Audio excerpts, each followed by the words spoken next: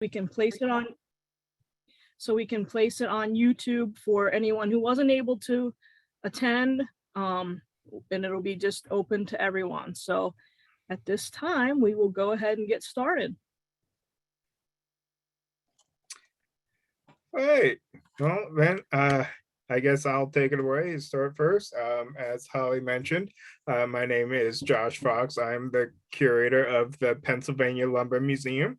And if you are not familiar with us, both of the museums that I'll be presenting tonight are a part of the PHMC, Pennsylvania Historical and Museum Commission.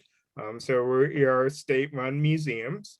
The Pennsylvania Lumber Museum is located on Route 6 in Potter County outside of Gailton. So we're in north central Pennsylvania. And our mission is to not only educate about the Pennsylvania lumber industry, but Pennsylvania forest history as well. We seek to tell the tale of the lumber industry, but then also through conservation efforts, Pennsylvania's state forests, state parks, works of the Civilian Conservation Corps, and up to present recreational activities and current lumber activities dealing with Penn's Woods of Pennsylvania's forests. So let me just share my screen to get this up.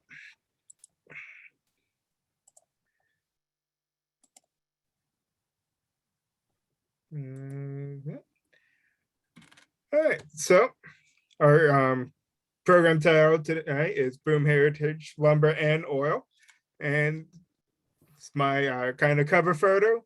I'm showing it's a logging train headed into Kushnaqua, Pennsylvania. I think I'm pronouncing that right. I really have no idea. In McKean County, this town is actually one of Pennsylvania's kind of ghost lumber towns. There are a lot of these that popped up, especially around in here in north central Pennsylvania, where the mills would operate until the timber was cut down and moved, and then the mills would close and the people would move on. I know that there were similar ways there were oil boom towns as well. But this image is of a Shay locomotive, a pretty common logging locomotive pulling a load of log cars past an oil derrick. So showing how, especially around McKean and Forest counties and the surrounding areas, Pennsylvania's lumber industry and oil industries were pretty much right on top of each other. So just start a little bit with kind of the tools of the trade specific to the lumber industry. Figured I'd start off by just giving a little bit about what you can find at the Pennsylvania Lumber Museum, pictures of some of the cases from our main exhibits. And really, for the most part, all lumbermen needed was this double bit axe, its crosscut saws, and that's really what did the bulk of the work. Everyday tools. Some of the tools around are a bow saw. We also have a brush hook, which would be more of just clearing out paths through the vegetation. There are some log rolls for measuring and trying to estimate how many board feet you can get out of a log. Some pocket wedges you could put into the cut as you're making a cut into a tree to help prevent the saw from getting pinched, so that you can continue cutting through the tree. And then down here we have a bark spud. So in addition to the wood hicks or the lumberjacks who would do a lot of the felling of the trees, we also had men employed as bark peelers who would use a bark spud to get the bark off of trees, specifically the hemlock tree. Hemlock bark was used in the tanning process. And tanneries were also a big lumber related industry up in north central Pennsylvania around the turn of the 19th into the 20th century. And then I have some historic images of lumber camps, thing you would see, and part of what you can see behind me in my image is the Pennsylvania Lumber Museum does have a recreated lumber camp, set kind of circa 1910. And this camp was based off a lot of the images, historical images that we have in our collection.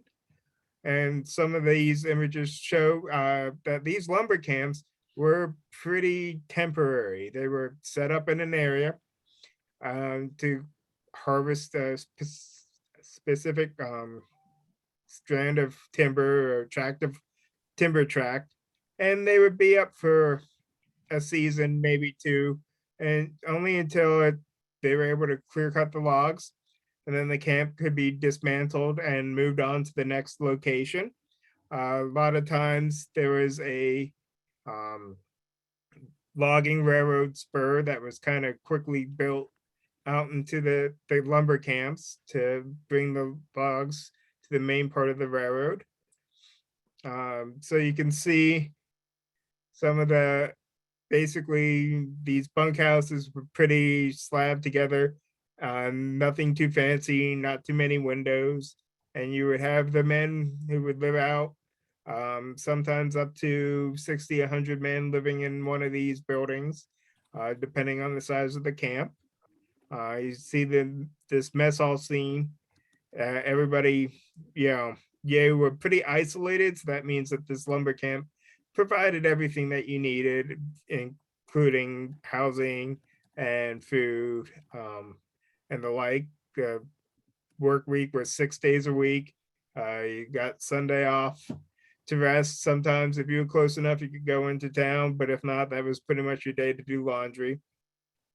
And then one thing to point out, this Thomas Fee Camp, the photograph that's labeled LM76 8.5.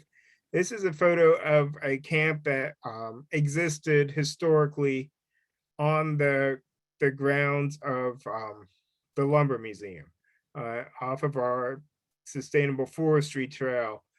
This camp was at one time erected, and that is the closest to a historic lumber camp that was on the site of the Pennsylvania Lumber Museum. So some of the ways that lumber and oil kind of collided or coexisted are first talking about raft transport. In the early days of Pennsylvania lumber, a lot of the times the lumber first cut was closest to the water sources, the major riverways, and they were just put into rafts, lashed together, and taken down to major ports or to cities that they could be then dismantled and sold. Around here, you could take the Susquehanna down to Williamsport or even down to Harrisburg or beyond. If you were a little further west, you could take the Allegheny and take a raft down to Pittsburgh, or even get down further south that way, or in the east, the Delaware River would take you down to Philadelphia. So the first log timber harvesting was really around these waterways as the main mode of transportation. And likewise, a lot of the early oil went down river in the same ways on these rafts. Now, once the once the logs near the rivers were cut down, we had to go further and further into the forest to get virgin timber for harvesting.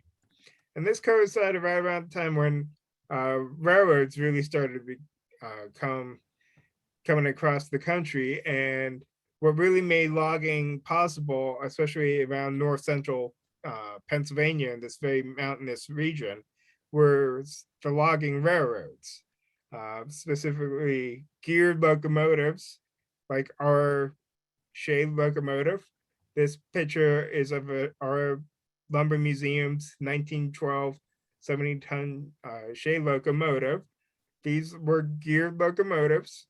So basically, they were like all-wheel drive for trains, and they were able to handle kind of the rough, uneven terrain that you would find in this in the forests in these mountainous areas, especially considering some of these logging railroads were thrown up pretty quick. They didn't really take the time to grade them or make nice permanent tracks because they didn't intend them to last very long, only for a few years while the timber was being harvested.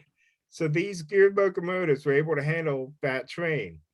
The trade-off is that they were a little slower than your the more standard rod locomotives, but that really didn't matter. What around here, what mattered was their ability to handle the mountainous areas of the lumber heritage region. And with those trains, you would have either log cars, such as the flat car on the top is the Lumber Museum's replica log car. Or once they were more in the oil regions, similar type of flat car provided the basis for these Densmore oil cars, which hope I'm not stepping on Sue, but this believe is a photograph from a replica that was at one time at Drake Wells Museum.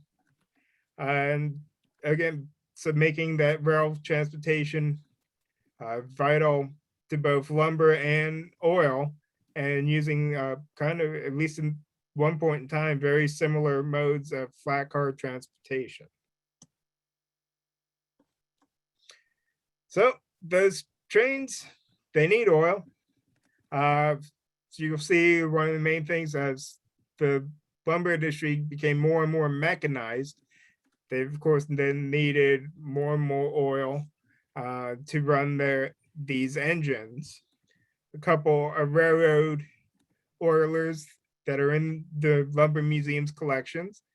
A picture of some historical photographs showing engineers with their oilers. The top one is a Shay locomotive. It's a smaller two truck Shay engine, so it's smaller than the Lumber Museum's engine.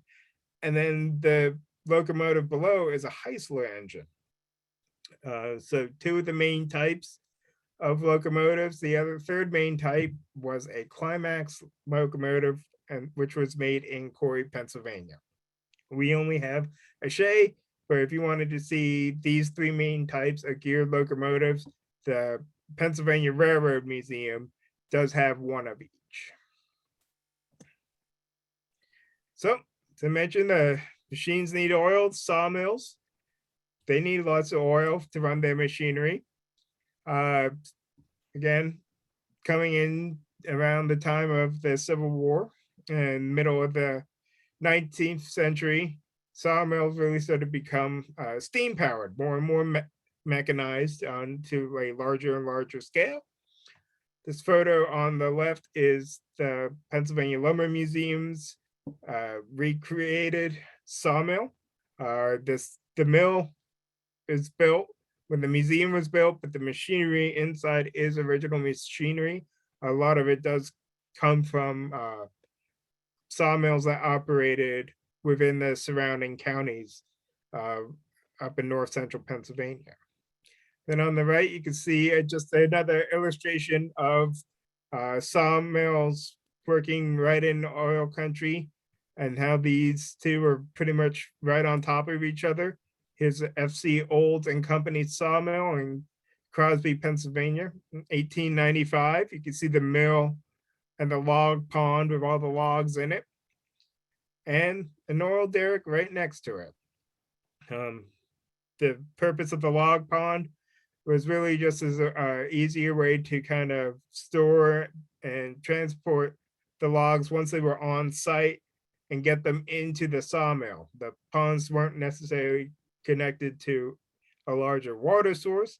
A lot of times the log trains would just bring the the log cars right up to the pond, and you would just push the logs into the pond, and from there they can be kind of held until they're ready for use in the sawmills. So just showing that lots of oil. A couple images of our sawmills engines. Here's one of the main Frick engines. And then in the middle is a smaller bottle engine that operates some belt-driven woodworking machineries. And I decided to get a little artistic with a nice up-close shot of some excess oil dripping off of one of the bottle engine as well. So these machines, especially during the heyday of some of these big mills, they could be running almost 12 hours a day. So they need to be in good working order, and they weren't exactly too tight with oil, so they went through their fair share. And of course, chainsaws need oil and gas. Chainsaws are a kind of a newer addition to the lumber industry, relatively so. Kind of one man or even two man portable chainsaws really didn't come into use until after World War II. So more of a second half of the 20th century into the present day type of situation. And this chainsaw is just one of an example of one of the early chainsaws in the museum's collection. It's a Homelite Model 17, circa 1955. And so not only does it have a slot, it needs it's a gear oil filter, it needs a chain oil filter, and then it runs off of a combination of gas and oil. It runs off of a mixture. So this needs plenty of things that were made by the oil industry. And just a couple other connections to the Lumber Museum collection to the oil industry. Here we have a kerosene barrel, which was sold by the LeQuinn Store Company in LeQuinn, Pennsylvania. LeQuinn is another one of those Pennsylvania lumber ghost towns. In the early 20th century, there was a large sawmill at the town, as well as many other industries associated with lumber. LeQuinn was in Bradford County, Pennsylvania. So it would have had a sawmill, and which would have sold through a company store kerosene to the employees and in a barrel like this. And then actually another use for kerosene was in the lumber camps. In the lumber camps, there were a lot of times there was a person known as a lobby hog, often a older gentleman who maybe used to work out cutting down trees, but can't swing that axe as well anymore these days. So an older person whose lumber cutting days might have been behind them, but still needed some work. They could be a camp's lobby hog, whose job it would be to make sure there was some firewood, keep the fires going, and generally tidy up around the camp. And one of the things that he could do was use kerosene to spray around the lumber camp to help as a means of lice control. As I said earlier, a lot of times there was 60, 100 men in some of those almost windowless bunks. And that pest control could be a problem that was solved by kerosene. Another industry that was not only major part of Pennsylvania lumber was the barrel and stave mills. Talking about LeQuinn, this is a photograph of the Pennsylvania Stave Company mill in LeQuinn. Pennsylvania Stave Company owned numerous mills across the region, all making staves for barrel production. Of course, barrels can be used to hold lots of things, including oil. Picture on the right is a model, HO scale model of a stave mill for the Central Pennsylvania Lumber Company. illustrating this, and I'll have some other pictures of scale models illustrating that the large train display that we recently got acquired at the Pennsylvania Lumber Museum and that we're getting ready for public displays. Not quite ready yet, but I figured I'd share off some of these pictures of the model, which was made by members of the Eastern Logging Railroad Models Club in Ohio and put on a long-term load with us at the Pennsylvania Lumber Museum. Some more tools related to barrel making. We have Rick Cooper's axe for shaping the barrel head. Probably would have been more of an earlier barrel making tool when the process was more by hand. Then some grade rules and specification books for those those mechanized plants so that they could keep with industry standards. This guidebook really much described what length the staves were and how to make them, and was something that the industry could become standardized. Middle picture is just a barrel in our blacksmith shop. And then I took another picture from Drakewell showing some oil barrels as well. Another related industry was some wood chemical factories, and talking a little bit about Mayberg and the Tonesta Valley Chemical Company. So Mayberg, it's a town in Forest County, and it was actually named after the May family who operated oil wells in the area. So Mayberg really started as an oil town. Settlement started by some oil workers. An image showing pretty much houses in Mayberg right next to an oil derrick. And then a few years after this town was founded, the Watson Land Lumber Company sawmill opened in their town. And along with that sawmill came associated lumber industries, and one of which was a wood chemical plant, which was able to use logs that weren't as desirable for cutting into boards. Either they weren't able to be cut by the sawmill, they were either irregular size or shape, or they could also use wood that was just too small for the sawmills. They could use second growth wood. So once the original trees had all been harvested for board lumber, the wood chemical plant could use the second growth, and actually part of what allowed some of these chemical companies to stick around a little longer than the major sawmills. As you can see, this picture of the Tonesta Valley Chemical Company was taken in 1941, which is a relatively late in the game for the major Pennsylvania wood chemical industry. So what they did is they converted logs into charcoal, which through this process produced methanol, wood alcohol, and acetate of lime. Many of Pennsylvania's wood chemical companies were in McKean and Elk counties because they were near sources of natural gas. The process of turning the wood into chemicals required a very high temperature, and their furnaces were, were serviced with natural gas. And here is, as part of that model railroad display that I mentioned, they actually have a scale model of that Tonesta Valley chemical plant. Just a couple more images of that there. And I have a truck door from our museum's collection from the Gray Chemical Company in Willett, Pennsylvania, which was in Potter County, relatively close to the museum.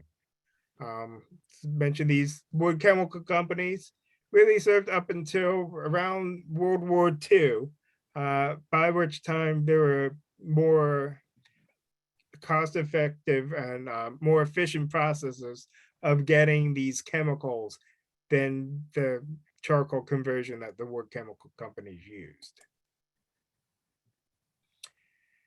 And that's one more thing I was talk about kind of ways to light your fire with wood and oil. So kindling factories was another lumber related industry that often found themselves located in lumber towns. This scale model, again, part of the set is of what a kindling factory looked like.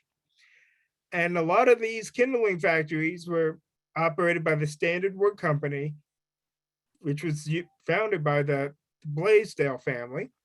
Philo Blaisdell invented a kindling bundling machine, which created these kindling bundles, basically just odds and ends left over from sawmills, just the excess cut wood that they turned into these bundles that were then sent off to cities like New York City or Philadelphia to use for city dwellers to start their fires, to start their coal fires. You could use one of these kindling bundles. And then, so this in the middle is a bundle that is part of our museum collection. It's probably actually one of the rarer pieces in our collection because by design, these things were meant to be burned, so they really didn't survive.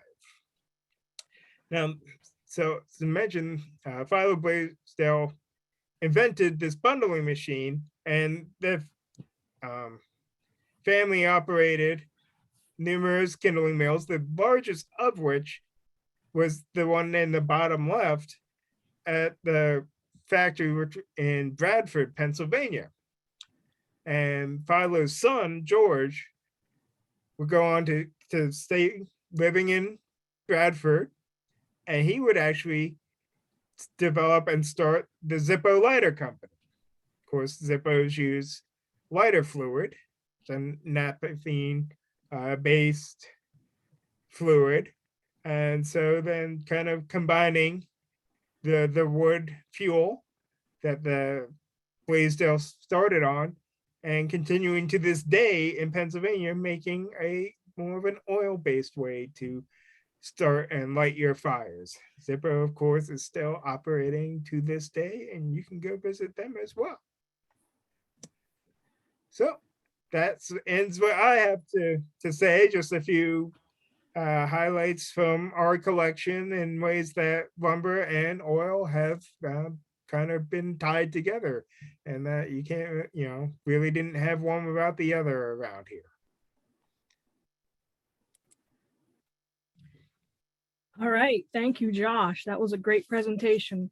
Remember to put your questions to Josh into the chat, and following Sue's presentation, we will answer your questions. So now we have up from the Drake Well Museum, Susan Bates. All right, can you all see this? Okay, I hope you can. This is a rendering of the Brewer and Watson lumber mill. Lumber was king in Western Pennsylvania long before oil.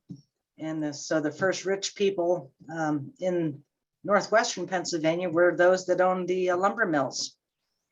Ebenezer Brewer joined up with Jonathan Watson in the small town of Titusville, and then his son Francis Brewer took over. And Brewer and Watson owned hundreds of acres of land around Titusville, which included pits dug by Native Americans for oil. So in 1853, Francis Brewer took a bottle of oil to his alma mater, Dartmouth College in Vermont. And it was probably there that George Bissell saw it. And sure enough, it was a hydrocarbon that probably had many uses. So George Bissell started organizing oil company, Pennsylvania Rock Oil Company, which later was changed to Seneca Oil Company. And it was, they leased the land of Brewer and Watson and some of these old Native American excavations, oil excavations and oil seeps, with the idea of drilling a well directly into one of those pits. And it was the lumber workers of the Brewer and Watson lumber mill that helped build the derrick and the engine house using the lumber from the Brewer and Watson lumber mill. And then they used a steam engine, which used the slab wood Some of that is in the pile you see here with Edwin Drake on the right and his friend Peter Wilson, a druggist, on the left. That's what they used in the steam boiler to make the steam which powered the drilling operation of the Drake well. So August 27th, 1859, they drilled 69.5 feet and struck oil. And now it wasn't a gusher. You need gas pressure for that, and it didn't flow. They had to hook up pumps to it to get it to pump the oil out. But these lumbermen already knew the territory, and they knew about the oil seeps up and down the Oil Creek Valley, and they went to work leasing land, other people's farms, to drill oil. One of the first to do so was Charles Hyde. He knew about the oil springs on the museum's property as early as 1840, when he and his father would go down to procure the oil, which they used to light their mill and to lubricate their equipment. Charles was one of these lumber owners who started the Tidioute and Warren Oil Company in 1860, just a few months after the Drake well came in. And they had their first 40-barrel-a-day well that spring, 1860. 3 years later, there were 63 producing wells in the Tidioute area. Meanwhile, Hyde had already purchased other shares in producing properties. In 1862, he purchased a half interest in what would become known as the Hyde and Egbert Farm near the soon-to-be boomtown of Petroleum Center. That was one of the biggest oil-producing farms in history. And then to protect his fortune, he started the Second National Bank in Titusville, and then moved to New Jersey in '69, a very wealthy man. His helper was Elijah Grandin. Both of these boys were sons of a sawmill owner, lumber company owner up in Tidioute. And Elijah went to work for Charles Hyde in the mid-1850s. And as Hyde devoted more and more time to his oil interest, Elijah took over the management of the Hyde Lumber Company from 1860 to 65, quadrupling the business with the high demand for lumber in the growing oil regions. He also got into oil and banking himself before joining forces with his brother in Tidioute. John, meanwhile, had been busy in oil the whole time. A few days after they got word of the Drake well strike, August of 1859, John went to work with the Grandin Lumber Company's chief mechanic, and they raised a derrick of 4 20-foot logs, a spring pole, and began to drill for oil after excavating a Native American oil spring there in Tidioute. Sharpening their drill bit 3 or 4 times a day, they drilled 134 feet by the end of October 1859. Dennis made the tools, which ended up stuck fast in the hole. He then crafted a copper tube, filled it with black powder, and tried to blast the tools free, but to no avail. Thus, the industry's first dry hole and the first experimentation with propellants to solve problems deep in the potential oil well were accomplished. But John didn't quit there. With his father and other lumbermen like Charles Hyde, they started the Tidioute Warren Oil Company. And John oversaw the drilling of their successful wells, as well as acted as secretary. In the late 1860s, the hillsides around Tidioute, the steep hills adjoining the Allegheny River, Elijah joined with John, and they drilled hundreds of wells up and down the hills along the Allegheny River. The Grandin brothers became incredibly wealthy, purchased 70,000 acres of timberland in Missouri, and died very wealthy men. Other lumber brothers were the McKinneys, who also grew up in Warren County, and John got into oil in the summer of 1861. His first well was a failure, but like John Grandin, John McKinney didn't give up. In 1862, his well came in at 500 barrels a day. and his two brothers, James and John, joined him. The McKinney brothers were on their way to joining the wealthy oil men in the Oil Men's Hall of Fame. Now, as Josh said, it was the waterways that were used by the lumbermen to get their oil, get their logs and lumber down to Pittsburgh or on down the Ohio River to Cincinnati and points south. So they knew the rivers, they knew how to negotiate the curves and to watch out for the rocks and shoals. And the Allegheny River and the Clarion River and all the others were filled with lumber and then with barges filled with oil. Now, the lumbermen knew how to handle the barges, but as the industry grew and thousands more got into it, you ended up with disasters like this. One person wouldn't know how to quite navigate the prawn freshet, which was a mini flood created by synchronized releasing of the lumber mill's mill ponds to raise the water level in places like Oil Creek or French Creek, allowing these barrel-filled rafts to rise up and then float down the river, down the creeks to the Allegheny River, where then the steamboats could take them on down to Pittsburgh. These steamboats were bringing lumber from upstream and also passengers, additional investors and people that wanted to make rich money fast. Oil City didn't exist until the oil industry began. Prior to that, it was just the confluence of the Oil Creek and the Allegheny.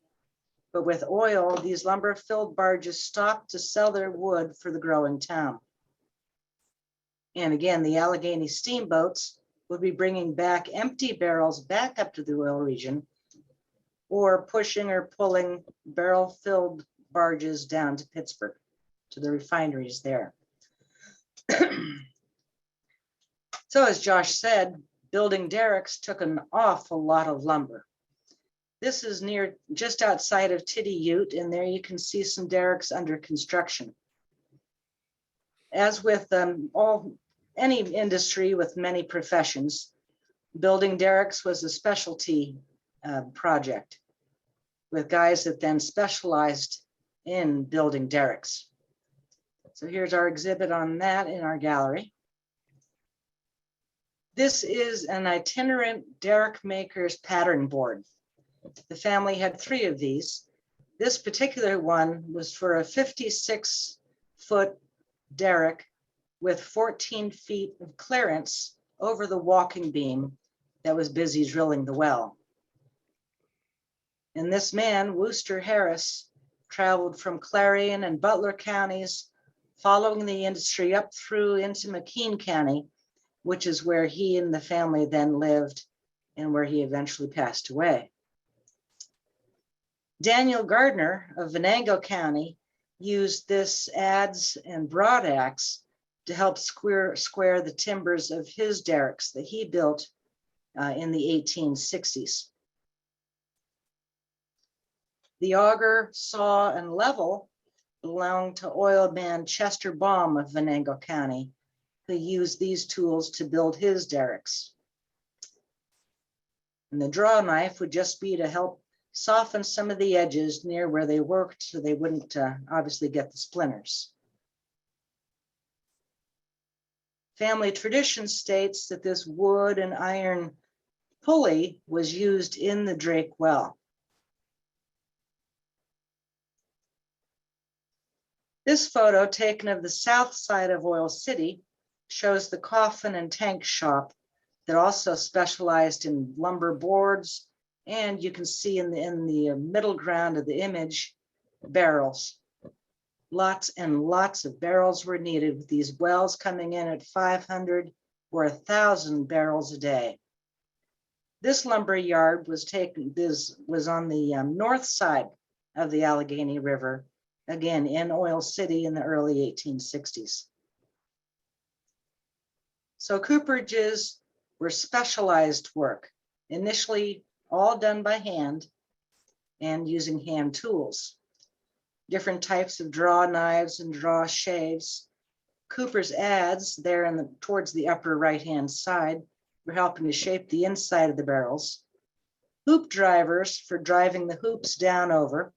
This wooden one would be a temporary one while the staves were still being steamed and bent. And then finally the metal hoops with its hoop driver would be driven down around to help hold the staves in place.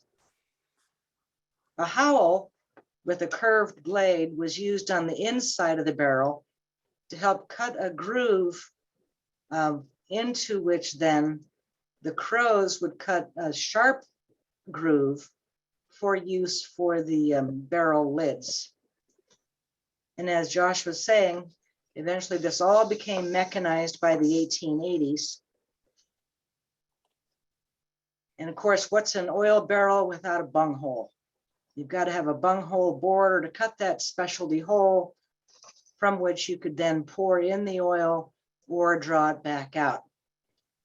Today's 42-gallon barrel was a point of measure developed by the late 1860s, 1867, I think, and is still used as the standard in the industry.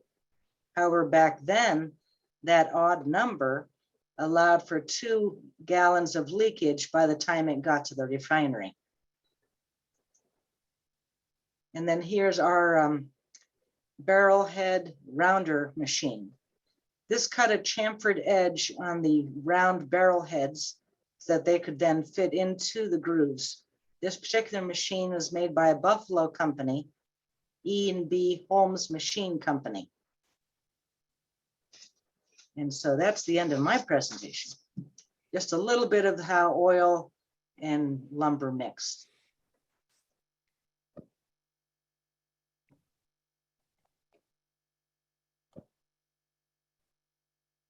There we go. Got everything back on. Thank you, Susan. And now we have some time for questions. And Jen Burden from the Oil Region Alliance will be monitoring and asking and taking care of that part for us. So one of the questions that came in early on, and I think actually this was from Holly, directed to Josh. As the logs were coming in, especially off the rail cars, how did they know whose were whose and who should be paid for what logs? Is there a way that they were able to track that? Yeah, so depending on what it is, a lot of times these logging towns, if it was a company mill, a lot of times it was just the company logs coming into the company mill. They didn't have to worry about that. I think what Harley wants me to get to is log stamps. And these were individualized stamps. You would register your trademark and you would have a stamp, basically a hammer that you can smash into the end of the logs. So that way you can identify a log to a timber owner. And this was definitely mostly used a lot for if they were just sending the logs down the river. So not on a log car, not on a run raft taken by a raft driver, but just sent down the river, floating down to be caught at one of the lumber booms, such as the Susquehanna boom down in Williamsport. And down there, the logs would get sorted to sawmills for to be cut, and they would have the boom registry would have the trademarks in the book, so they can compare a timberman's mark to the logs. And one thing that people always had to be on the lookout for is sometimes the unscrupulous some unscrupulous men could go and try to saw off the ends of logs that had marks on it and put the new marks on. So it was always something to be careful with, but that's how you could tell who's belonged to what log. Great. And then continuing with wood, what kind of wood was used to make the oil barrels? And that actually can go to either one of you. White oak, I think, was the preferred. but in the very early days, they used whatever they could get their hands on. Josh, later on, did they specialize? I've seen as about the same as oak being the preferred, especially for I read about for oil. But yeah, they could pretty much make it out of whatever was being made. And different barrel uses weren't as particular. So if you were in an area where they had a lot of hemlock, you could use the hemlock, or probably maybe much anything other than white pine, because they wanted to use that white pine for boards. And it sounded as though the most successful times in these industries was right during the Civil War. So do I have that right? Or were these businesses booming between the end of the Civil War and into the 1900s? Yeah, well into the 1900s. The oil industry moved. Sometimes wells would dry up.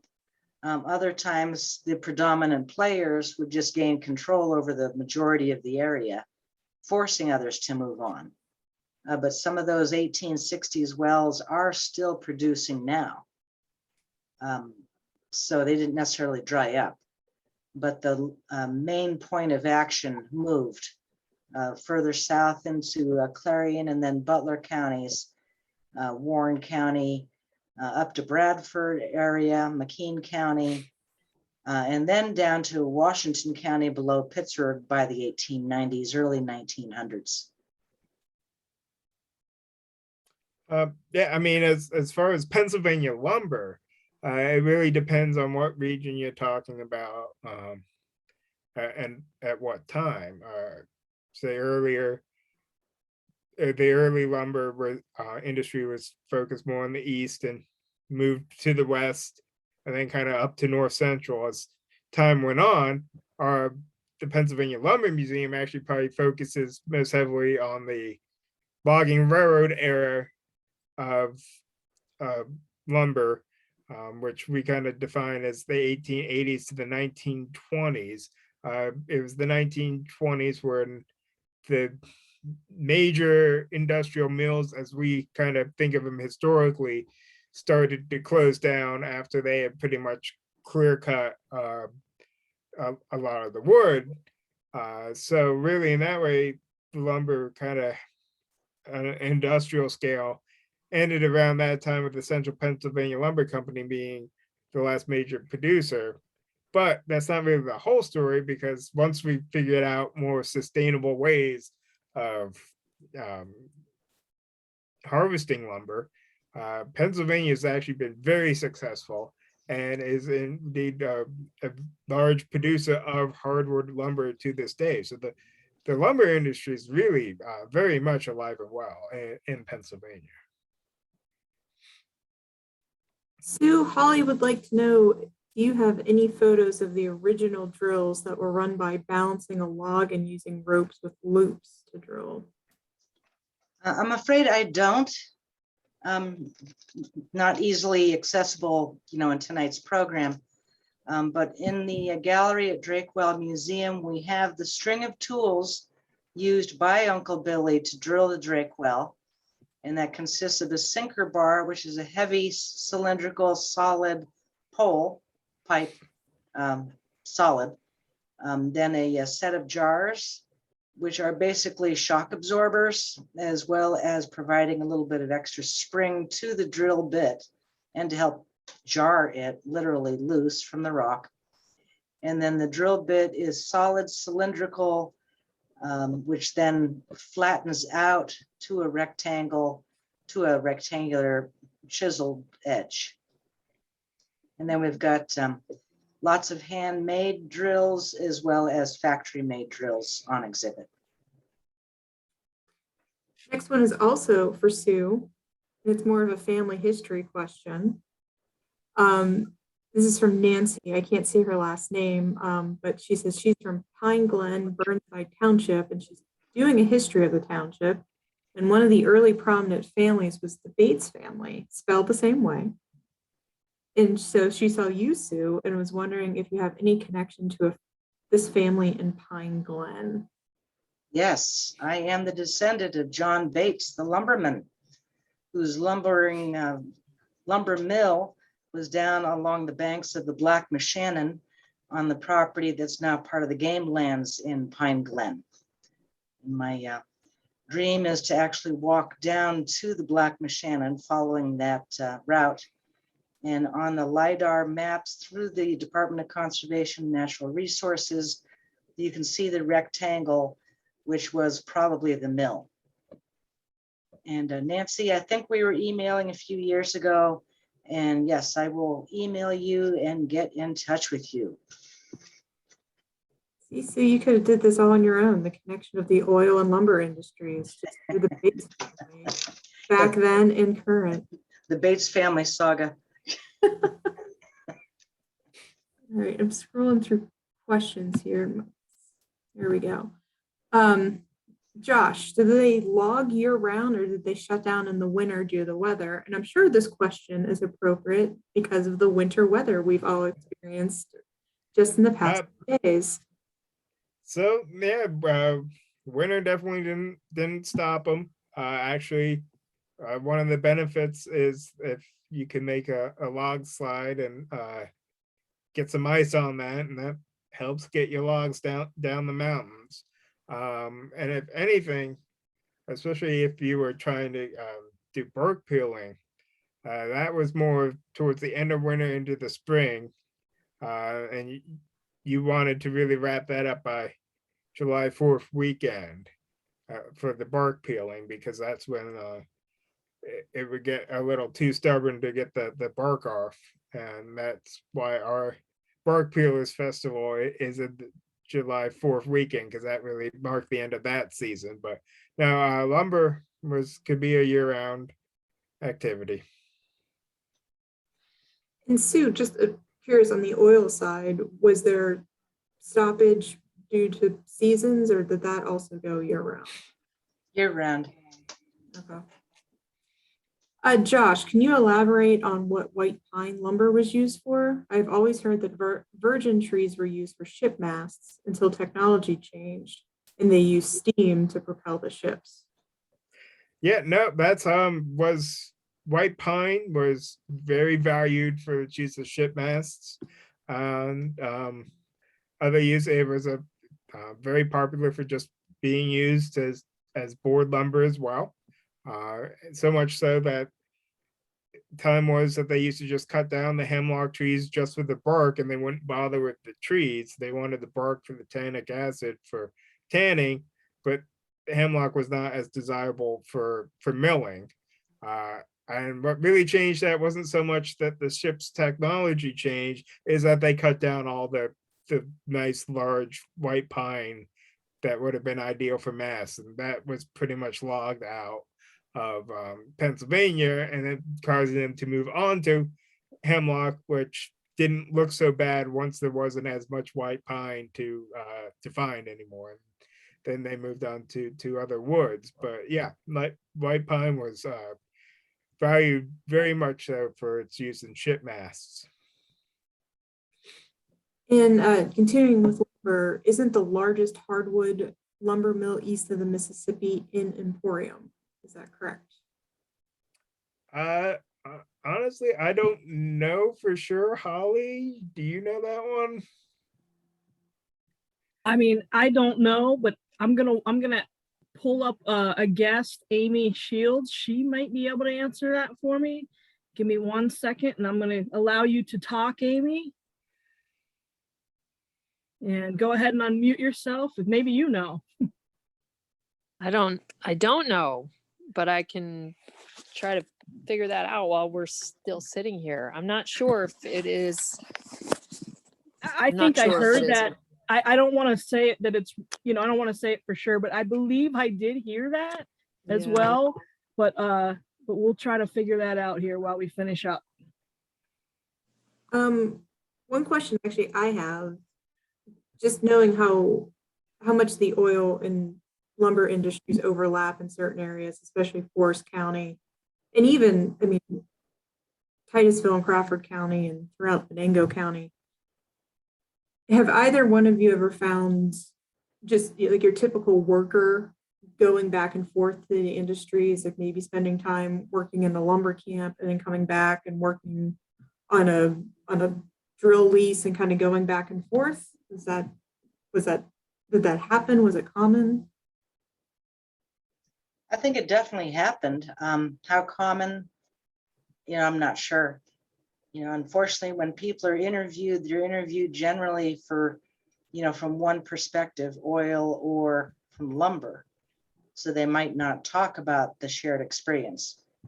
But we know that, lease owners still today will log out a section of their lease for supplemental income. And the same, I think, has always been true. If you've got lumber land and oil land, you're going to do both as much as you can to maximize the profit or income from your land. I guess in that same vein, in the oil region, we always hear about the farms, and these were family farms that eventually, once the boom comes, they're leasing out their land, and oftentimes they end up just selling the land and leaving. Was that the case with the lumber region as well?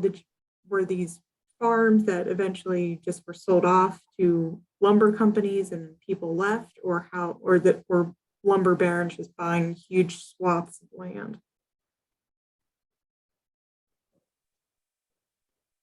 From what I understand, it was mostly they were buying huge swaths of land.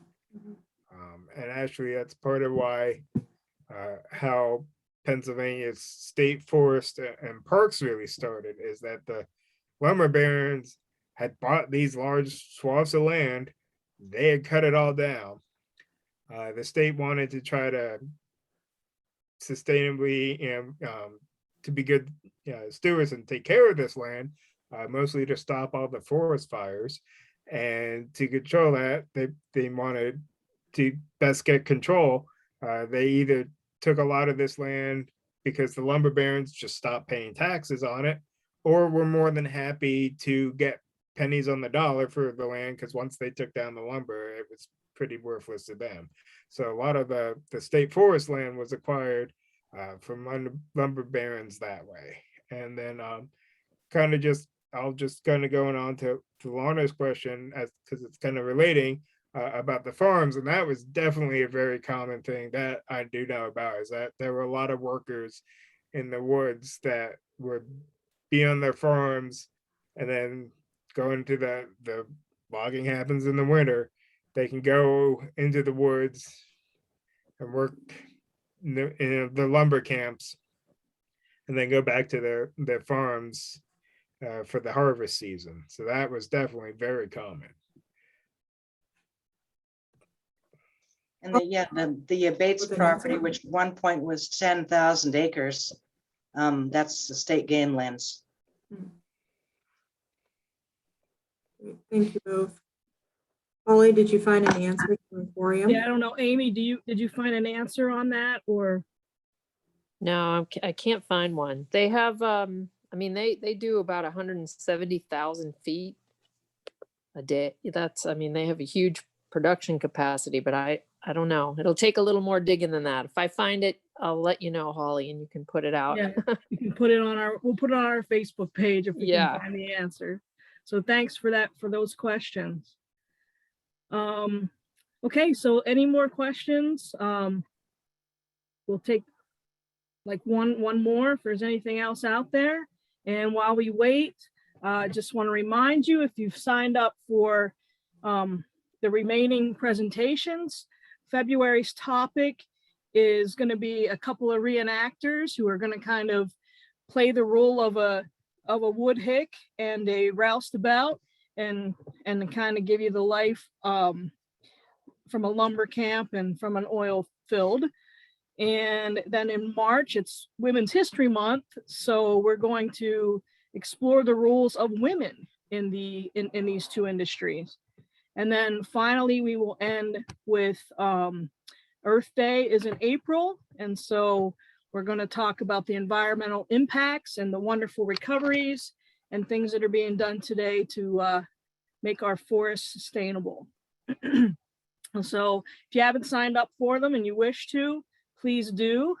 And again, this has been recorded, so it will be shared and we will release it out to you all via email as well as on our Facebook page, and it'll be on our YouTube channel. Anything you want to add, Jen Burden? No, I think you covered it, but we did get one more question. This can be our wrap-up question here. I'm just wondering, in the future, are you going to explain more about how they make charcoal, tanning factories, dynamite works? I know my grandparents talked about these, but I really don't understand how they worked. And as of right now, those aren't really topics that we're planning on covering in this series, but this would be a great way to extend the series and maybe keep this going on, maybe not continuing after April right away, but Holly and I both want to continue working closely together because we cover a huge area of the state and our industries are definitely connected and still are connected. So these are definitely topics that we can look into further and we can continue having these discussions because there's still a lot to talk about. And both of the museums, Lumber Museum and Drake Well, cover some of these types of factories in our exhibits and educational programs. So if we wanted to find programs from the Lumber Museum and the Drake Oil Well or the Drake Well Museum, where would we go to find those easily? I'm asking for our guests. You can Google us, or it's drakewell.org. Yeah, so the same, and just visit the Lumber Museum's website, and we do have some videos up as well as blog entries.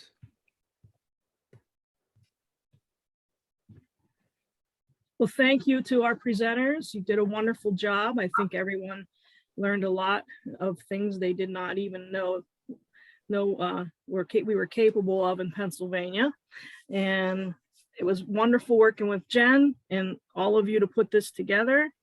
And so thank you to everyone who joined us tonight. And again, you'll be able to catch these on our YouTube channel. And as well as, I believe, are you going to post them as well, Jen? Yeah, we can post them as well. Oil Region Alliance, which oversees the oil heritage region. We also have a YouTube channel. Wonderful. And Josh and Susan, you'll be able to have the links as well if you want to post them. So. Okay. All right. Thank you, everyone. And hopefully we'll see you the third Tuesday of February for our next presentation.